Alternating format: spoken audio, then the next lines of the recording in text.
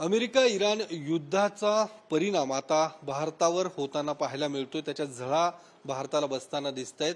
प्रामुख्याने गॅस पुरवठ्यावर याचा परिणाम होताना दिसतोय, कारण यापूर्वीच व्यावसायिक अर्थात कमर्शियल गॅस पुरवठा हा बंद केलेला आहे। मात्र आता घरगुती गॅस पुरवठ्यावर अर्थात गॅस सिलेंडरच्या पुरवठ्यावर देखील परिणाम होताना दिसतोय।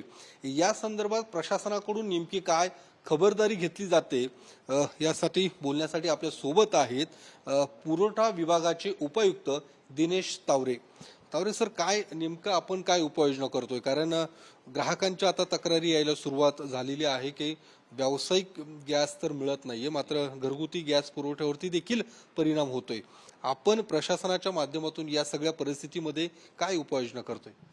याच्यामध्ये शासनाकडून आम्हाला निर्देश आलेले आमचे माननीय विभागीय आयुक्त साहेब यांनी सुद्धा निर्देश दिलेले।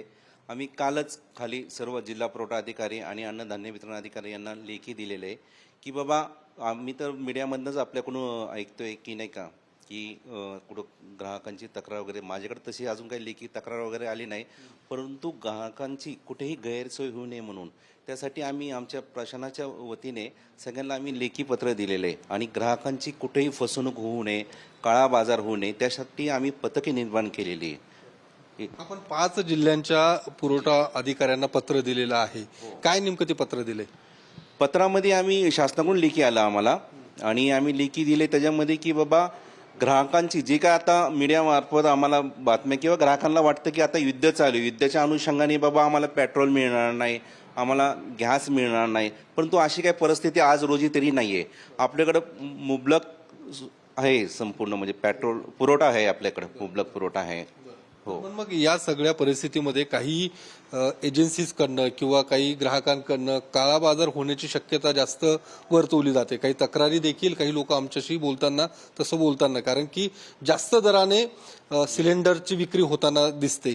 अशा परिस्थितीत आपल्याकडनं काय नेमकी कारवाई केली जाणार आहे? काही भरारी पथकं वगैरे आपण नेमली आहेत का? काय याची नेमकी काय चौकशी करतायत का आपण? नाही, त्या अनुषंगाने भरारी पथक नेमलेले आम्ही 5 जिल्ह्यामध्ये नेमलेले। आमचे 5 जिल्ह्याचे म्हणजे पुणे, सोलापूर, कोल्हापूर, सांगली, सातारा आमचे सर्व जिल्हा पुरवठा अधिकारी असेल, सोलापूरमध्ये आणि पुण्यामध्ये आमचे अन्नधान्य वितरण अधिकारी असेल, त्यांच्या जिल्हा स्तरावरती कमिटी नेमलेली आहे। कुठेही असं काळा बाजून आढळून आला तर त्याच्यावर योग्य ती कायदेशीर कारवाई करण्यात येईल एजन्सीवरती। आपण काय चौकशी केली का? कुठल्या तपासणी वगैरे केल्यात कुठल्या एजन्सीची अशा या सगळ्या परिस्थितीमध्ये? नाही, आता एवढ्यात म्हणजे खाली आदेश दिलेले आम्ही, चौकशीचे खाली आदेश दिलेले आम्ही। तर गॅसचा तुटवडा या पुढच्या काळामध्ये किती दिवस पुरेल इतका गॅस पुरवठा आपल्याकडे आहे किंवा गॅस सिलेंडरचे याची सगळी माहिती आपण घेतली का? कुठल्या एजन्सीजकडनं, आपल्या जिल्ह्यात किती एजन्सी किंवा विभागात किती एजन्सीज, त्यांच्याकडनं गॅस पुरवठा सुरळीत या पुढच्या काळात होईल असे काय नेमकी माहिती? नाही, माहिती घेतलेली मी आमचे 5 जिल्ह्याचे जिल्हा पुरवठा अधिकारी असेल, अन्नधान्य वितरण अधिकारी असेल, त्यांच्याकडून माहिती घेतलेली। महिनाभर तरी आपल्याला काही अडचण येणार नाहीये नागरिकांना।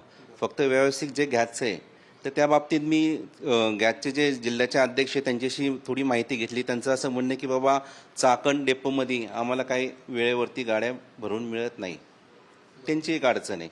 मग त्यांच्याशी काही आपलं झालंय काही संपर्क किंवा त्या चाकण जे काही प्लांट आहे ज्या ठिकाणी त्या ठिकाणी काही नेमकी काही व्यवस्था झाली?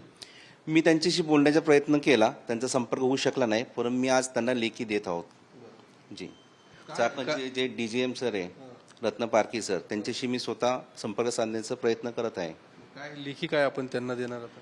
हे की बाबा नागरिकांची कुठेही गैरसोय होऊ नये म्हणून।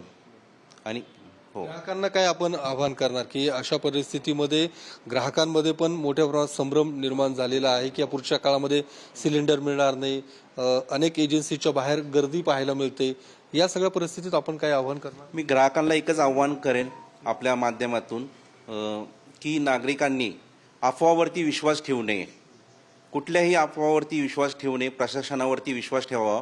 नागरिकांना कुठल्याही बाबतीत जर गैरसोयी झाली आणि काय अडीअडचण आले त्यांनी तात्काळ आमच्या प्रशासनाशी संपर्क साधावा।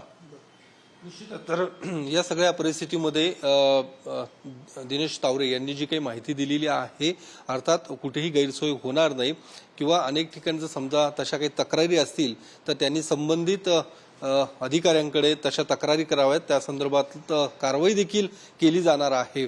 आणि या पाचही जिल्ह्यांच्या जिल्हा पुरवठा अधिकाऱ्यांना तसं पत्र देण्यात आलेलं आहे. त्या संदर्भातला अहवाल देखील मागवण्यात आलेला आहे. तसा प्रकार जर कुठे झाला तर थेट त्यांच्यावर कारवाई देखील केली जाईल असं पुरवठा विभागाचे उपायुक्त दिनेश तावरे यांनी सांगितलंय.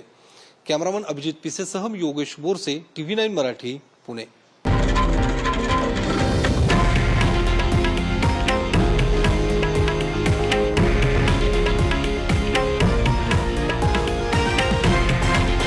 हे आहे देशातील नंबर 1 न्यूज नेटवर्क आणि आपण पाहत आहात TV9 मराठी, एकमेव.